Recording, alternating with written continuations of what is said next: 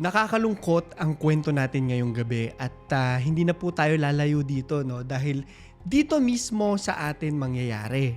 Diyan lang po sa may Bacolod. Sa balita, sinasabing meron daw pong isang teacher na binugbog at allegedly ay pinilit pang uminom ng asidum. Muriatic acid po. Diyos ko. At alam nyo kung sino yung suspect? Isang estudyante lamang po.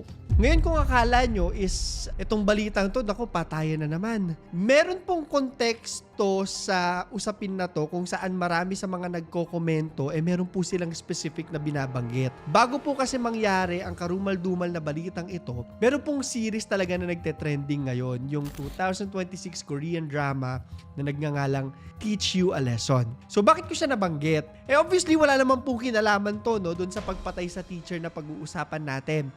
Kasi kung titingnan nyo po, no, lahat ng mga post tungkol sa balitang to, GMA, ABS-CBN, sa social media, mapapansin mo na yung mga comments po nagbabanggit ng ERPB. Nagtataka ako, ano ba yung ERPB na yan? So pakita natin yun. Sabi ng isa, ERPB. Yung isa, a case for the ERPB. Yung isa naman, ERPB. Ano na? 30s, I hope na magstay kayo sa kwento natin ngayong gabi. Hindi lang yung mga estudyante, kundi yung mga magulang, mga guro, mga ate at kuya, nagabay sa mga kapatid nilang nag-aaral pa po, no?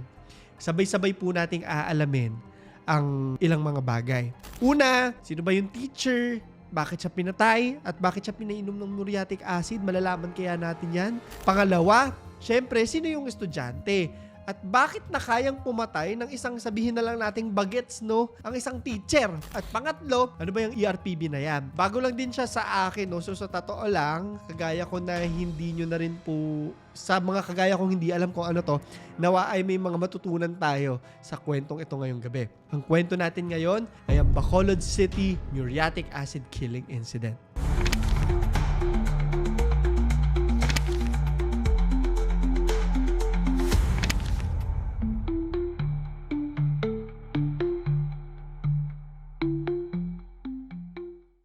Pagpatay.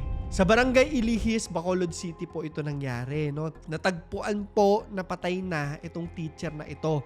Nasa loob po siya ng kanyang kwarto sa kanilang tahanan. Tapos po nakita ng mga responders na duguan na nga to. Pero ang iba po dito sa crime scene na ito, no, yung teacher po hindi lang basta duguan kung hindi may sunog-sunog po or parang mga lapnos sa kanyang muka. At alam nyo na po kung saan papunta yung kwento nating yan. Ngayon, habang sinusulat ko po yung kwento, ito lang po yung mga mabibigay kong detalye sa inyo ha, tungkol doon sa teacher. Ayon po sa isang article ng GMA Regional TV na ina-identify lang po nila ito sa pangalang Boy. Alias lang po yan, hindi yan yung kanyang totoong pangalan. At ito ay 38 years old po. Bata pa sa totoo lang. Yung estudyante naman po, isang 24 anyos na isang male student. Adult na rin siya, no? Hindi na rin naman siya minor, nevertheless, bata pa rin po yan, no? Edad na 24.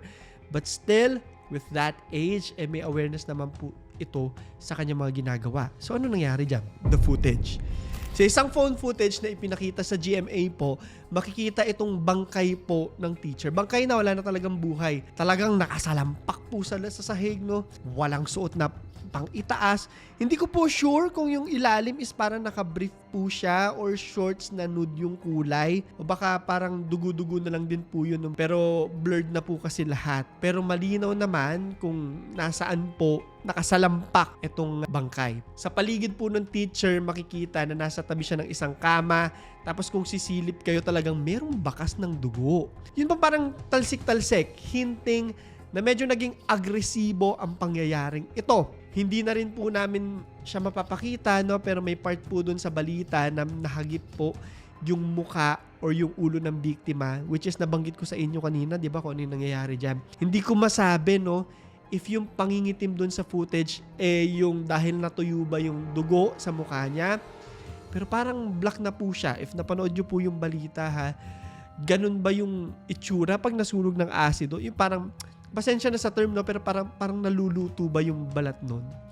Again, disclaimer lamang po, no. Ito ay reaction ko lang, no, at hindi pa opisyal na pahayag ng mga otoridad kung ano man yung nangyari talaga doon sa kanyang muka. As of the filming of this video kasi, I think wala pa po talagang autopsy, wala pang resulta tungkol sa paghahanap ng kasagutan doon sa pagkamatay ng teacher. Sa kaparehong report po mula sa GMA, may isa pa pong blurred video na inilabas kung saan makikita na rin yung parang silhouette man lang nung suspect. At makikita natin na matanda na rin po talaga siya at kaya ng, pasensya na sa in lack of a better term, kaya na naman nakit ng tao. Kung ako po yung tatanungin, parang mas malaki po yung frame niya doon sa biktima.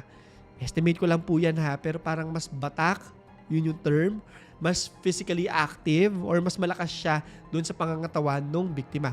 At parang kayang-kaya niya talaga itong saktan kung gugustuhin niya. Doon po sa footage ng biktima ay makikitang ini-interview na po siya ng mga otoridad. Ang tanong ngayon magsasalita na ba siya? Aamin kaya siya doon sa ginawa niya? Kung ginawa niya ba talaga to?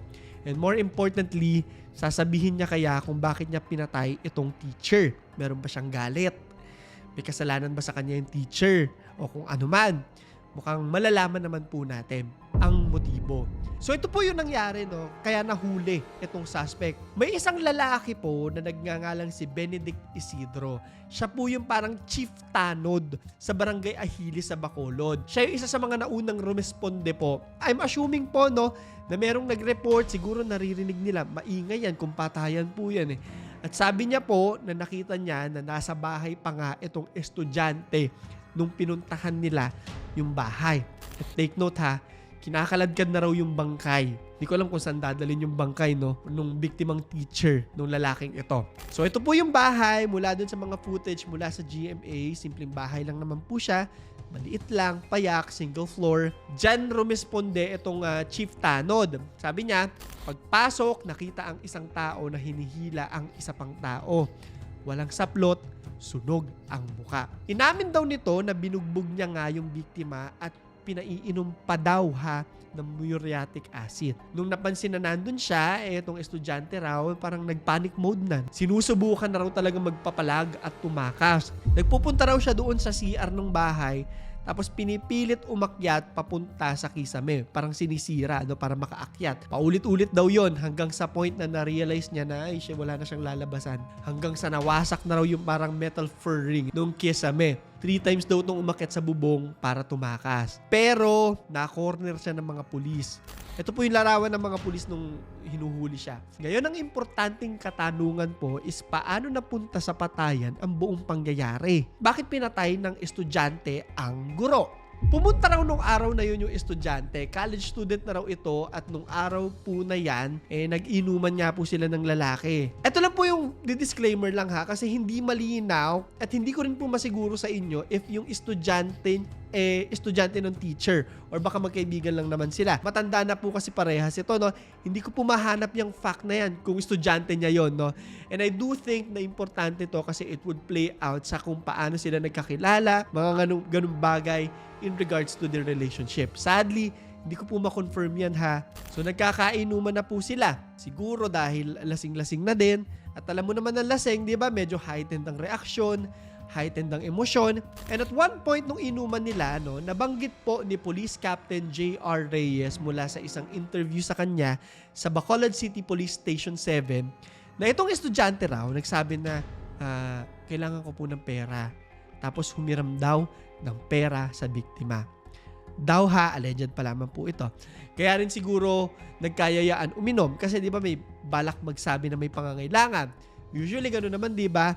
Ibabanding ka muna, saka sasabihin sa'yo yung totoong pakay. So baka ganun yung nangyari sa kanila. Sabi ng kapulisan na ito na yung isa sa mga sinisilip po nilang anggulo na magre-request ito ng pera habang nagiinuman sila. Hindi na siya minor. Adult na siya kahit na estudyante pa lang, sabi nila. He could decide on his own. He's 24. Alam niya na ang tama at mali. At tama naman po sila doon, no? So mapapaisip ka na lang din, baka may matinding pangangailangan. Mapapaisip ka ulit, anong pangangailangan ng sobrang tindi na kakayanin mong pumatay ng tao. That is assuming na yun yung dahilan sa ginawa niyang pagpatay. Sa ngayon, tinitingnan pa po ng pulisya ang alegasyon na pinainom nga raw po ng muriatic acid ang biktima bago ito namatay. Siyempre, kailangan po mapatunayan yung mga bagay na yan.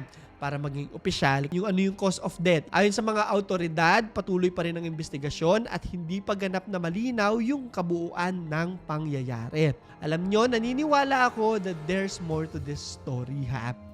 May mga detalye na mas magpapalinaw kung bakit pinatay yung teacher. Kagaya na lang nung, ito yung iniisip ko, no? Ano yung trigger nung estudyante? Paano siya napulo ng galit, di ba? Kaya niya pinatay. Hindi ka naman papatay ng ganun-ganun lang dahil hindi ka napautang, di ba? Kung yun po talaga yung nangyari, ha? Nagkaasaran ba? Nag-away ba sila? Hopefully, malaman po natin. Kinumpirma ng spokesperson for the Department of Education Bacolod Schools Division na si Education Program Specialist 2 RJ Paglumutan ang insidente.